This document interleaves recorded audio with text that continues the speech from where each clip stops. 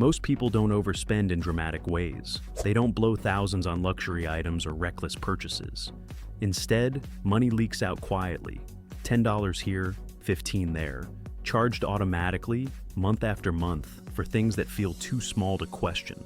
Subscriptions are the perfect system for this. They turn spending into background noise. Once something is only $9.99, it stops feeling like a decision and starts feeling like a default. And the longer it runs, the harder it becomes to cancel. Not because it's valuable, but because it's familiar. In this video, we're drawing a hard line. First, the subscriptions that almost never earn their keep and should be canceled immediately. Then, the few that actually deliver real value and are worth paying for, if you use them the right way. Part 1. Subscriptions you should cancel immediately. Premium news subscriptions.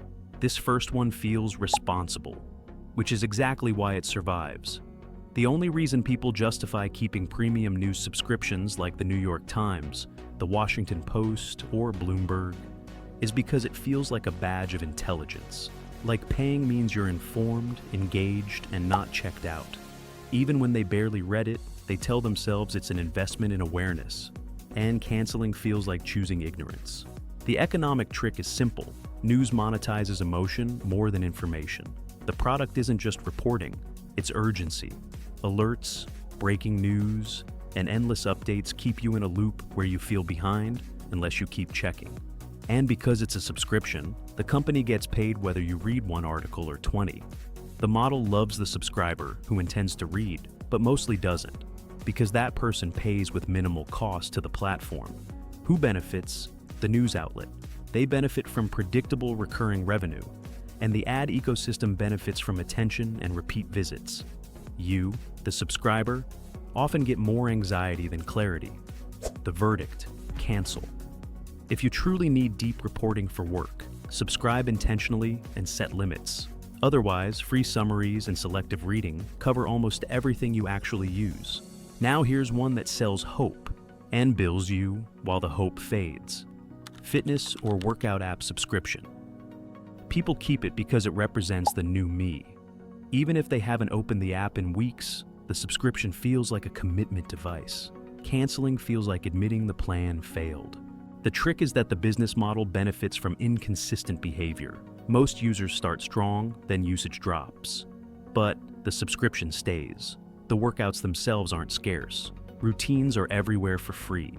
What you're paying for is motivation packaging, streaks, programs, and personalization that feels like coaching without actually being coached. Who benefits? The app company benefits from predictable revenue and churn cycles. New Year spikes, summer body spikes, post-holiday spikes. The user who uses it occasionally is ideal, paying monthly, generating little cost, and staying subscribed out of guilt. The verdict: cancel. If you need structure, buy a few sessions with a real trainer or join a class you actually show up to.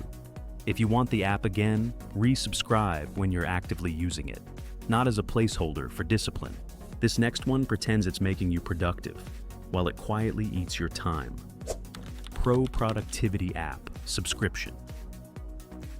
People justify keeping these because it feels like investing in organization. They tell themselves the premium features will finally make them consistent. Better systems, better habits, better output. The economic trick is feature inflation. These tools keep adding advanced dashboards, AI add-ons, and integrations not because you need them, but because subscriptions require reasons to keep paying. The more complex your system becomes, the more you feel trapped, because leaving means rebuilding.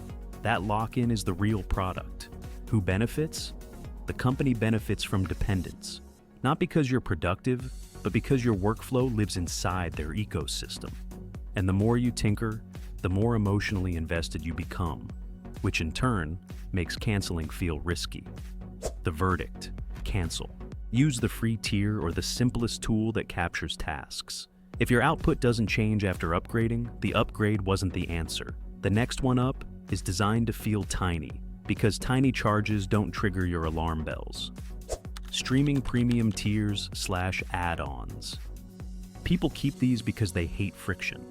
Ads are annoying, lower quality is irritating, device limits are inconvenient, so paying a little extra feels like treating yourself.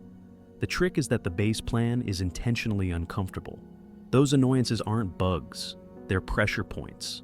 You're paying to remove friction that was strategically placed there, and once you've upgraded, you anchor to the better version. So downgrading feels like losing something, even if you barely watch. Who benefits? Streaming platforms benefit from tiered revenue. The same content, sold at higher margins to people who hate inconvenience. You benefit only if you're genuinely a heavy user. Otherwise, it's rent. The verdict: cancel the add-ons. Keep one platform if you actually use it, but stop paying extra for tiers that exist mainly to monetize your tolerance level. The last one on our cancel list is the king of "I'll cancel later," and later never comes. Utility subscriptions. People keep these because they once needed them urgently. They had a document to sign, a file to convert, a form to submit, so they paid. After that, the subscription just fades into the background. The trick is the emergency purchase trap. These tools monetize one-time urgency with ongoing billing. They know most users won't need it again soon, which is why monthly subscriptions are perfect. The product isn't long-term value, it's long-term forgetting. Who benefits? The utility app benefits from recurring revenue on a tool you rarely touch. You lose money purely through inattention. Final verdict: cancel immediately. If you ever need it again, resubscribe for a month. That's the correct pricing model for an occasional tool, and it destroys their entire game. Quick check. If you had to guess right now, how many subscriptions are hitting your card each month that you haven't used in the last 30 days? Don't answer me. Just hit that like button and subscribe. It's free. Part 2. Subscriptions. Actually worth keeping. Now, let's talk about subscriptions that actually respect your money. Music streaming. This subscription earns its place because it replaces an old expensive habit: buying music. You get massive access, discovery, offline listening, and cross-device convenience for a fixed price. And if you use it often, the cost per hour becomes microscopic. It only stops being worth it if you only listen occasionally, or you mainly use free YouTube anyway. Then you're paying for convenience you don't use. Another red flag is paying for multiple music services at once. Who genuinely benefits? Heavy listeners, commuters, gym goers, people who play music daily, and households that share a plan legitimately. The verdict: keep with conditions. Keep one service, use it weekly, and don't double pay across platforms.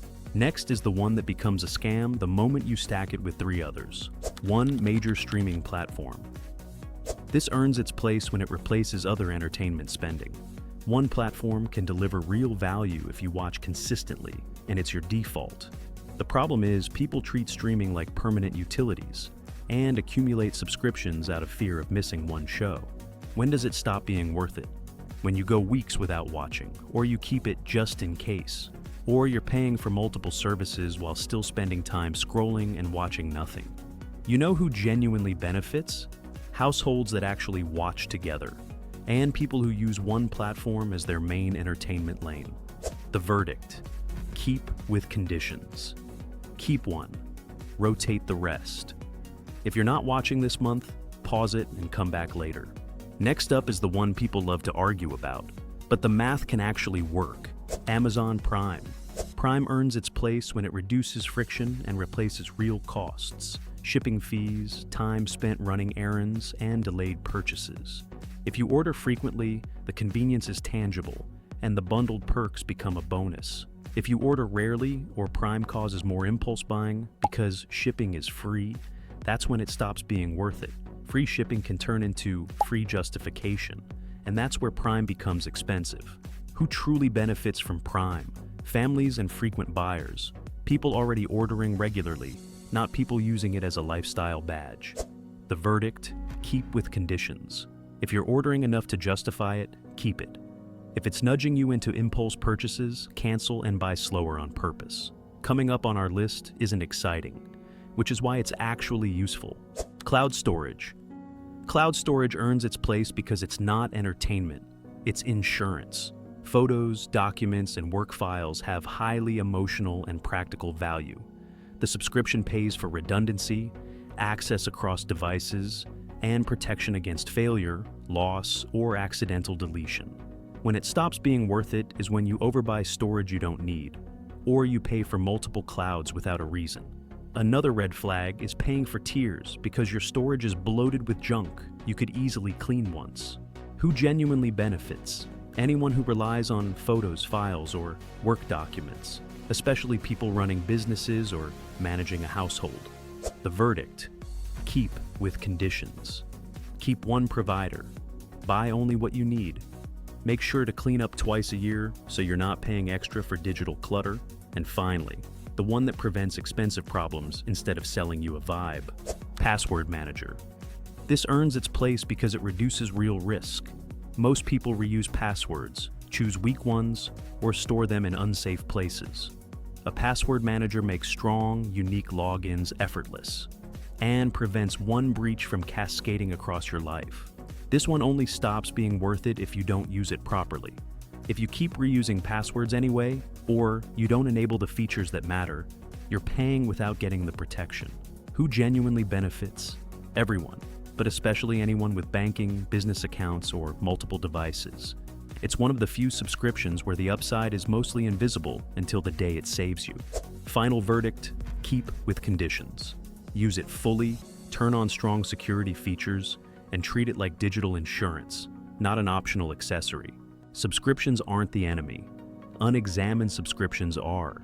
The goal isn't to cancel everything. It's to make sure what you pay for earns its place in your life. Audit what runs in the background. Keep what delivers real value. Cut what survives on habit. If this helped you see your spending more clearly, subscribe to Market Logic. We break down the systems behind everyday money decisions, so your money works on purpose, not on autopilot.